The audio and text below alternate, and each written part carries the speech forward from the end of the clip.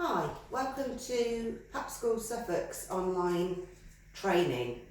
I thought I'd try and start with something really quite simple but very important.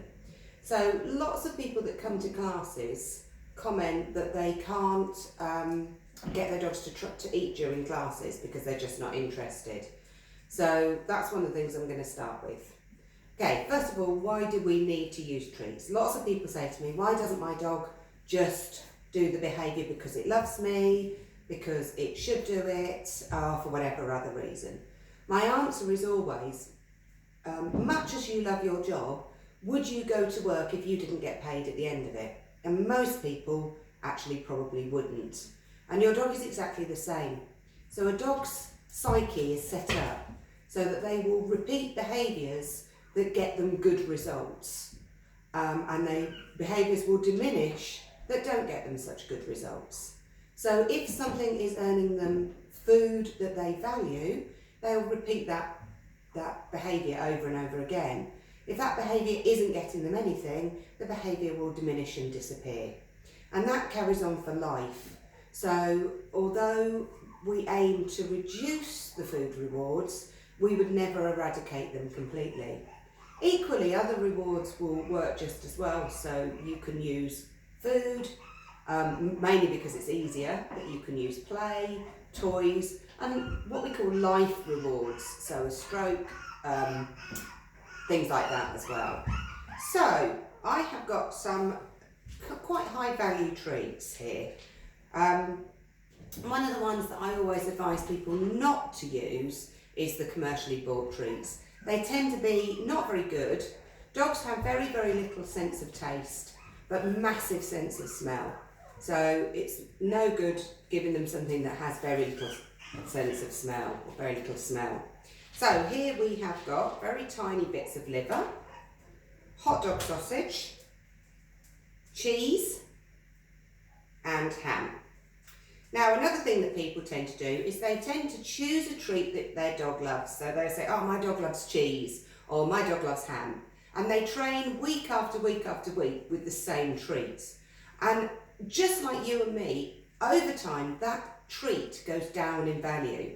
So if you treat every single week with cheese, you'll start to find that your dog's performance will become less and less and less. So what I always say is to have 4 or 5 staples like these ones here, and then rotate them. So week 1 you train with cheese, week 2 you train with ham, week 3 with liver, week 4 with hot dog, that type of thing. Another thing you can do is to run a test to see what your dog actually likes. And that's what we're going to do with Lily today. So basically what we do is we line up 4 or 5 different treats, okay, in a line like this. Now, just like us, when the dog first comes in, it's going to go for whatever is nearest. So line 1, it will probably just eat whatever is nearest. However, as time goes on, you will notice that your dog will go for the treat that they value the most. So you will probably find that they will prefer one treat to another and will move on and eat all of that treat first. Be careful that your treats are similar sizes, because just like us, your dog will tend to go for whatever is the largest amount of treats. So I've lined up 5 of each treat: hot dogs, cheese, liver and ham.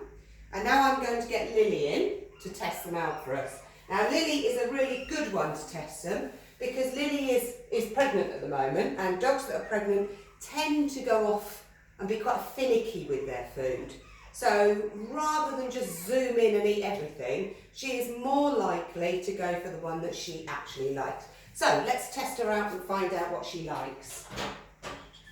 Okay.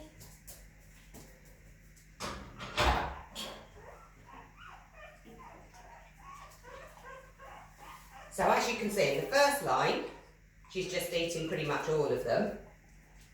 But then she's moving up, and the one she's eaten everything of is the ham. She hasn't actually seen the hot dog, but she's completely ignored the liver and the cheese. Not even really, oh, she's eaten a little bit of cheese now. But the ham was the one that she ate first. Liver, not bothered at all. Hot dog, she's having a sniff at. And again, she's not touched the hot dog at all. Now, she is particularly finicky at the moment, which is why it's a good time to do a test. So far, she's eaten one piece of hot dog, she's eaten one piece of cheese, but she's eaten all of the ham.